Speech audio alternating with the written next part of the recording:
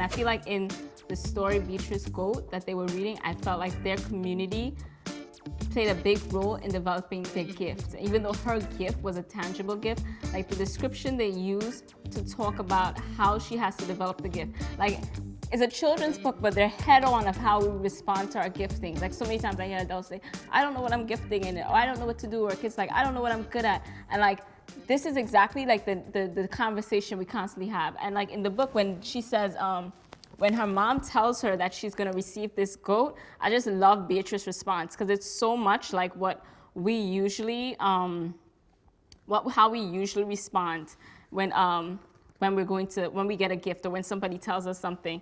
She says,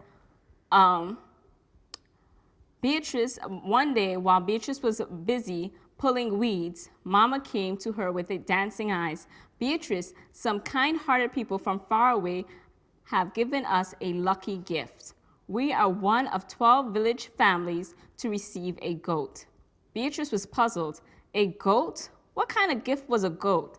It could not get up each morning and start their charcoal fire for cooking. It could not hike down the streams each week and scrub the dirty clothes. It couldn't keep our eyes on Grace and Moses and Harriet. Her long fingers tugged patiently at the weeds. That's a nice gift, Mama, she said politely. Then Mama added, it will be your job to take care of our goat. If you do, it can bring wonderful things. Wow. I think that speaks like, volumes. It has so much going on. Don't there. We say that when we have something like we're gifted and something, we're like, oh my gosh, how is this going to help me?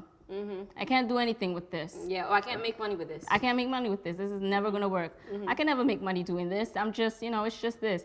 And like all of this work, it's not going to take care of my immediate here and now. Yeah. But I just love how the mom responds and says that gifting will bring like good things for you. Yeah. And I feel like that's where people get stuck. Like they get so comfortable complaining about how little the gifting is because they want to be the star. They want to just get to the top. They don't take the time to develop it. Yeah, yeah. And it's interesting.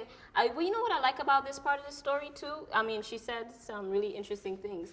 Well, the author describes how she starts off pulling weeds, you know? And it's just like, weeds are like, and when weeds are in your garden, they seem so insignificant. But if they weren't there, someone won't have a job to do. I mean, like you don't want the weeds though. That's why you're pulling them out. You don't want them, but in the essence, it's like they're not there. Yeah, you're thinking they're there not for a purpose, but it starts off with the weeds for Beatrice because I think it gives her the discipline and the responsibility to prepare to receive the gift. You know what I mean? I think if she was a child that was just sitting back, just like, okay, I mean, within the context of the book, she wasn't really like watching TV and stuff, but it shows already that she was actively engaging in what she was supposed to do to help a community. Right. So she was engaging in work already. She wasn't just sitting down there. And I think that oftentimes we can't just sit and say, okay, well, I'm going to be fine. And no, we have to work. We have to do things to, even with children have to participate and be actively engaged in their own lives. They're human beings too. Yeah, and then their gifting will come. And then it would start to show up in its own way, right? So the mom tells her about the goat, and she doesn't even understand her gift. She's like, what? And this is a tangible gift. Yeah, like, this is the goat. She's like, what is a gift? What is a goat gonna do for me right now? It's not gonna help me watch these kids. It's not gonna help us, prepare our water, like get our food together. She's thinking about the here and now. She's definitely, in a child's mindset, in the book, is not thinking like what this gift is gonna do for her in the future. And then on top of that, she gets the responsibility of taking care of the gift. And that's like symbolic in both ways, right? Like in a sense that, yes, she has to tangibly take care of this goat who she doesn't, which she doesn't believe has any purpose for her life right now. But also like when you think about our gifting, we're responsible to being good stewards of our gifting and taking care of it and nurturing it and developing it. Because that's what ended up happening to Beatrice. She takes care of the goat, and the goat ends up giving birth to 2 more goats, which she ended up naming Expected and Surprise, because she was expecting to have 1 goat and she ended up having 2. The goat had twins. I think that's like how your gifting will make room for you, and it will expand you beyond what you were even thinking about. Because she was expecting, like she knew the goat was probably pregnant, and she was just expecting this one thing, but then it evolved and she got a bigger surprise. And it's like, wow. Yeah, and that's what your gift would do. Your gift would evolve, and it would open doors for you that would things that you would expect to happen, but surprises that you don't see see coming. Yeah. And I think that's symbolic. I think it's a children's story. It I has know. so I much. was just reading. I was like, whoa. Wow. I'm like, maybe I'm reading into this. I'm like, but no, I'm not reading into it because I don't know if that was the author's intention, but that's definitely what I got from it. Like your gifts, you know, and the part where she has to prepare in receiving the gift too is so important because even like if you think about gifting and you have to prepare, you can't just be like, oh, I'm a great artist or I'm good at playing basketball and then I don't like practice that skill, right? Or I don't prepare to be at the level that I need to be at. Like then you're not going to really move, or you're just going to stay where you are, right where you are. Know. So she prepared in receiving that gift, which I think is so important. You have to prepare for the gift, and then when she receives the gift, she has to nurture the gift. And look, because she was a good steward of that gift, look at all the things that came out of it. Her family got nourishment from the milk, from the gift, so it helped her family. It helped her community because she was able to sell the milk to other people. It helped her family make money.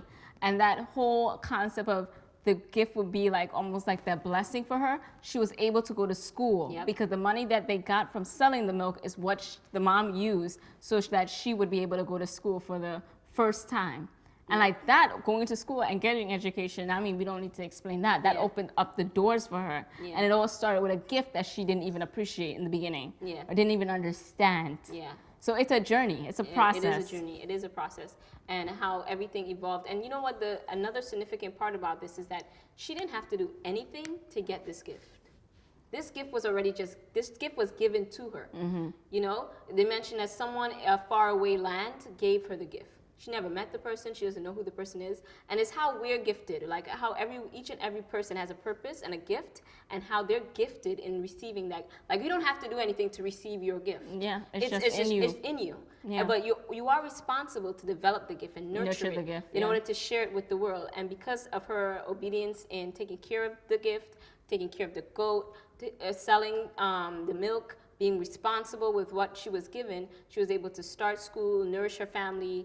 And it opened up a door for her. And this is based on a true story of a young girl's life. And it just shows how tangible gifts can be so much of a blessing and change a girl's life, a girl's community, you know, but also thinking deeper about just like the internal gifts that we all have. I think parents and I think people should just have conversations of how you can be a gifting to someone else without just, even if it doesn't have to be a tangible, like putting on a smile or being kind to your teachers. That's yes. Like, can you be kind? Yeah, I think parents should get up in the morning and say, you are going to honor your teacher today. You're going to give her respect and no attitude. Don't give her lip. She's a woman just like mommy. And like, I think these... And be a gift. Be a blessing. I think sometimes kids lose that. No, the essence of giving gifts because they think they're too small. And like, what am I going to give an adult?